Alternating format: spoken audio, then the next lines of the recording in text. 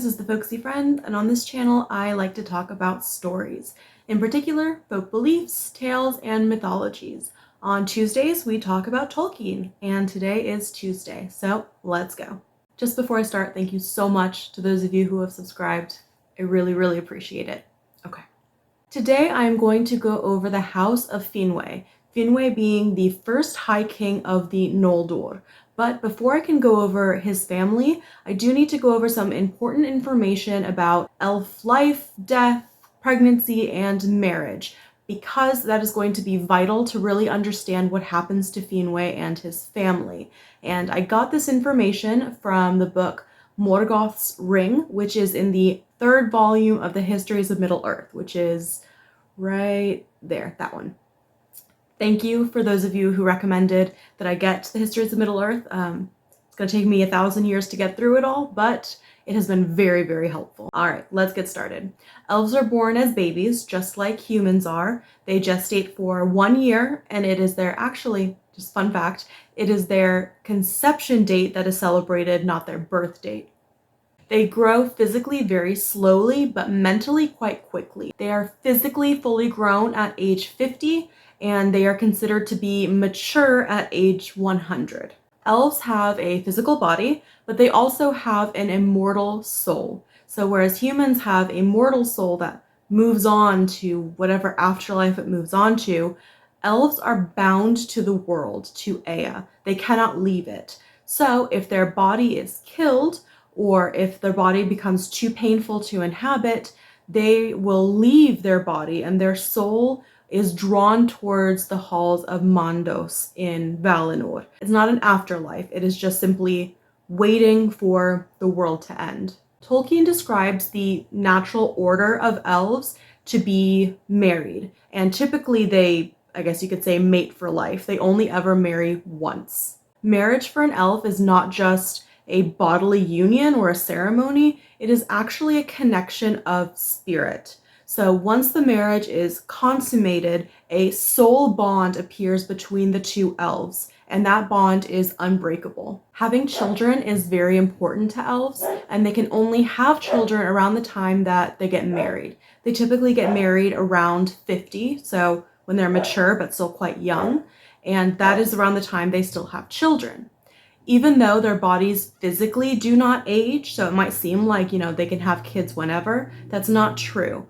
Because over time, their souls actually age. Their souls become burdened by memories and emotions, and so the only time that they're able to bring new life into the world is when they are young. Having a child for an elf is not just a physical labor, it is also a labor of spirit. So the mother creates the actual, physical body of the baby, and both the mother and father nourish the baby's soul as it is created. So the mother nourishes the baby's soul through herself, but then also through her bond to the father. So through the parents' bond, he also helps nourish the baby. Because this is a very kind of intense thing, elves do not tend to have very many children. In the early days when, there really aren't that many elves, when life is still pretty new to them, that's when the families tended to be biggest. But even then, 4 children was mostly the max that you would see. All right, so with all that information in mind, let's get into Finwe's family. Finwe married Miriel, the most skilled weaver among the elves. They were deeply in love, and in time, Miriel became pregnant. It was a pretty difficult pregnancy that completely sapped Miriel of all her strength. And after she gave birth, she was so worn out that she felt too exhausted to continue living. She told Finwe, "Never again shall I bear child, for strength that would have nourished the life of many has gone forth into Feanor." Finwe was deeply saddened by this. Not only was he very worried for his wife, who was clearly not doing well, but he also wanted more children. So Finwe wanted to do something to try to heal Miriel. So he went to Manwe to ask for help. Manwe brought Miriel to the garden of Lorien for healing. She lay down in the garden, but as soon as she went to rest, her spirit left her body and went to the halls of Mandos. The maids of Este took care of Miriel's body, and Finwe raised their son, hoping and praying for her to return. He was the only one in Valinor who lived in sorrow. Because of this very unusual situation that had never happened before, Manwe gathered the Valar together so they could come up with a decision for what to do if an elf had a spouse that died before them. Now, it is possible for an elf to be reborn once they die. If another elf becomes pregnant, then the spirit of a dead elf can inhabit that baby and be reborn as a new baby. When that baby turned 50, fully grown, then their memories would return to them and they would essentially be a reincarnation of their past self. So, if a spouse was to die, they could choose that path. They could choose to be reborn. But what would happen if they decided they did not want to be reborn? Well, if the living partner decided that they wanted to remarry, because as Tolkien says, it is very unusual for an elf to not want marriage. He doesn't say this, but my guess is that they are very lonely without a partner. So if the living partner decides in time that they want to remarry, then they have to go to Mondos to ask for judgment. Mondos would then go into his halls and ask the spirit of the dead spouse what they wanted to do. If the spouse decided that one day they wanted to be reborn, then the living spouse would just have to wait until that time, and then they would be together because, again, that new baby was a reincarnation of the same person. Their souls were still bound. But if the spirit decided they did not want to be reborn, then the Valar decided that that spirit could not force the living spouse to remain alone, nor could the living spouse force the dead spouse to choose reincarnation. So if the dead decided to stay dead, then they had 12 years to really make sure that that was their decision. After 12 years, if they had not changed their mind, the decision would become permanent. They could not then change their mind after that and be reborn because the Valar would not allow an elf to have more than one living spouse. This decision was called the Statute of Miriel and Finwe. So Mondos's wife, Vere, went to Miriel and asked her what she wanted to do. Miriel said that she was just too exhausted and did not want to return to life. So it was decreed that she had her 12 years to change her mind, and after that, the decision would become permanent, and Finwe would be choose to marry again if he wanted. Finwe started visiting Miriel's body often, grieving and hoping that she would change her mind. Ingwe invited him to Taniquetil to spend time in the light of the trees, but Finwe kept putting him off. It wasn't until Mondos made the final judgment that Miriel was never to return that Finwe finally accepted that his wife, to him, was dead. He decided then that he would go visit Ingwe, hoping that it would help him heal. He left Feanor at home and climbed up the hill, where he was seen by Ingwe's sister, Indis. Indis had been in love with Finwe since the time that the Vanyar lived in Tirion, and seeing him come up the mountain made her so happy that she began singing, and the sound of her voice filled Finwe with joy. Now, Finwe's connection to Miriel never went away. He never stopped loving and grieving for her, but Indis made him very happy, and in time he came to love her, and they were married. Together they had 2 more sons, Fingolfin and Finarfin, but of all his children, he gave the most thought and care to Feanor. Feanor grew swiftly, as if a secret fire were kindled within him. He was tall and fair of face and masterful, his eyes piercingly bright, and his hair raven dark. He was the most skilled of all the Noldor in crafting, as well as being highly intelligent and very, very stubborn. Tolkien tells us that very few people could persuade him to change his mind, and no one could force him to do it.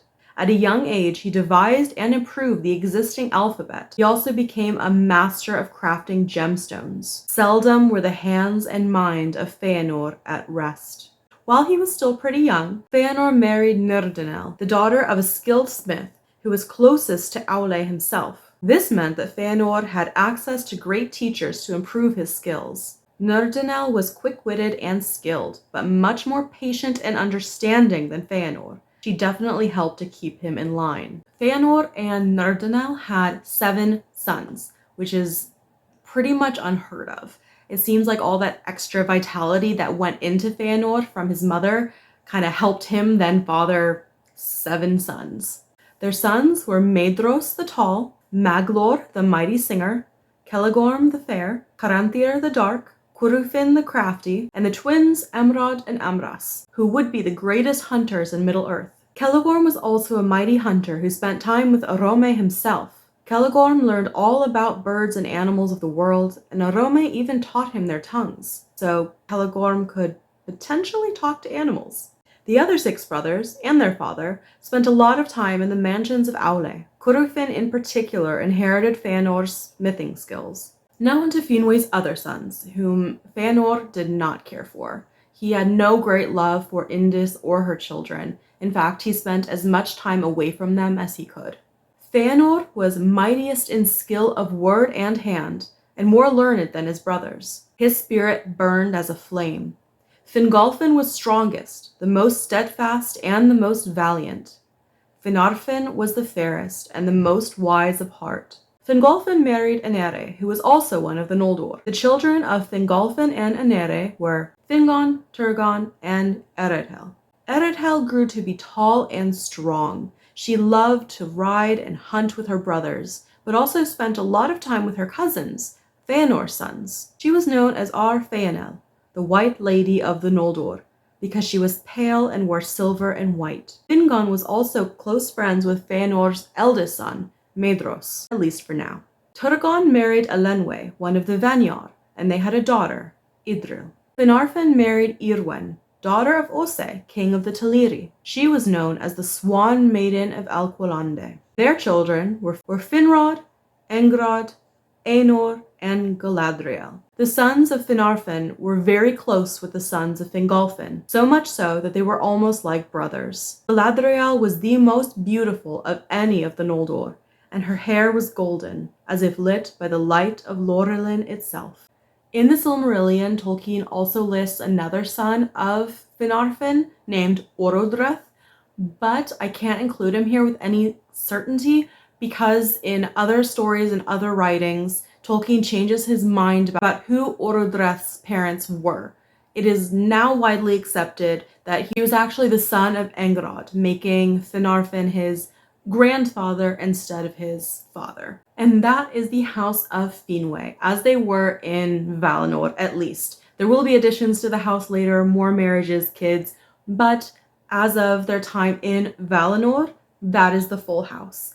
And it is important to note the dynamics between Feanor and his brothers and just the general spice of Feanor, because that is going to drive a lot of the Silmarillion to come. Next week, we're going to talk about what happens when Melkor's 3 ages of imprisonment are up, and he is finally brought before the Valar to plead his case for release, and we'll see how that goes. I hope you enjoyed spending some time with me here today as I talked about Tolkien, and I'll see you next week.